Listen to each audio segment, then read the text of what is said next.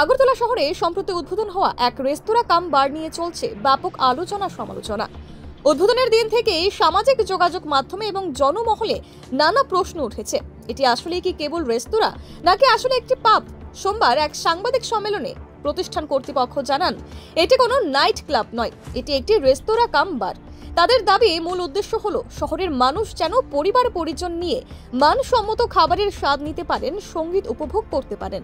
পাশাপাশি তারা আশ্বস্ত করেছেন এখানে কোনো প্রকার বার ডান্স থাকবে না এবং রাজ্যের সংস্কৃতির মর্যাদা অক্ষুণ্ণ রাখা হবে। বিশেষ করে পাশেই যেহেতু রয়েছে রবীন্দ্র ভবন। তবে বিতর্ক এখানেই শেষ হয়নি। সাধারণ রেস্তোরাঁর দাবি করলেও প্রতিষ্ঠানের অফিসিয়াল ইনস্টাগ্রাম অ্যাকাউন্টে পাব শব্দটি ব্যবহার করা হয়েছে, যেটি কিনা বর্তমানেও রয়েছে। উদ্বোধনের প্রচারেও একই শব্দ উঠে এসেছে বারবার। ফলে অনেকেই প্রশ্ন তুলছেন, যদি এটি কেবল রেস্তোরাঁই হয়ে থাকে তবে কেন প্রথমে পাব হিসেবে প্রচার করা হলো? বিতর্ক বাড়তে কি নাম পরিবর্তনের চেষ্টা চলছে? অন্যদিকে কর্তৃপক্ষ আবারও স্পষ্ট করে জানিয়েছেন নিরাপত্তা ব্যবস্থা সর্বোচ্চ গুরুত্ব পাবে। শুধুমাত্র দম্পতিরাই প্রবেশাধিকার পাবেন, 7 স্তরের চেকিং থাকবে এবং কেউ নেশাগ্রস্ত অবস্থায় প্রবেশ করতে পারবে না এর ভেতরে। এছাড়া এই নতুন প্রতিষ্ঠান প্রায় 130 জনের কর্মসংস্থানের সুযোগ তৈরি করেছে, যার মধ্যে প্রায় 40% কর্মী ত্রিপুরার বাসিন্দা। তবে জনমহলের প্রশ্ন এখনো অমীমাংসিত। রেস্তোরাঁ কাম বার নাকি পাব, নাকি কেবল বিতর্ক এড়াতেই পাল্টানো হলো পরিচয়? সেটাই আমাদের মেন উদ্দেশ্য ছিল। আমরা 6 সেপ্টেম্বর এটি যখন ওপেন করি তখন আমরা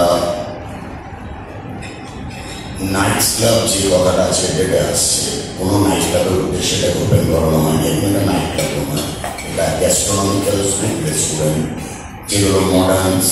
আজকের ডেটে আপনি যদি গোয়াতে যান, কলকাতা যান, দিল্লি যান, ব্যাঙ্গালোর যান, সেই ধরনের কোনো একটা প্রপার্টিকে আমরা তুলে ধরার চেষ্টা করেছিলাম। যদি আপনাদের এবং ত্রিপুরাবাসী আমাদের কোনো আচরণে বা কোনো ধরনের প্রবলেমে যদি খারাপ লেগে থাকে, তো আমরা ম্যানেজমেন্টের সর্বোচ্চ অধিকারী যারা আছি সবার তরফ থেকে আমি ক্ষমা প্রার্থী এবং আমি নিজেও ক্ষমা প্রার্থী।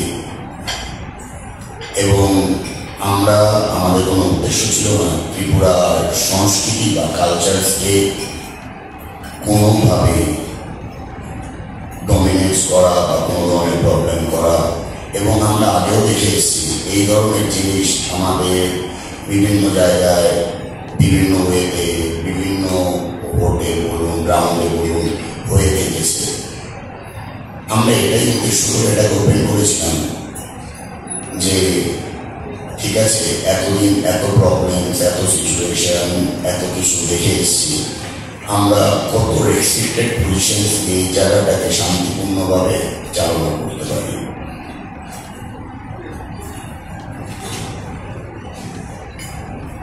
আবার আপনাদের জানাতে চাই অ্যাডভান্স দুর্গাপুজো শুভ। Bureau report, TV North east.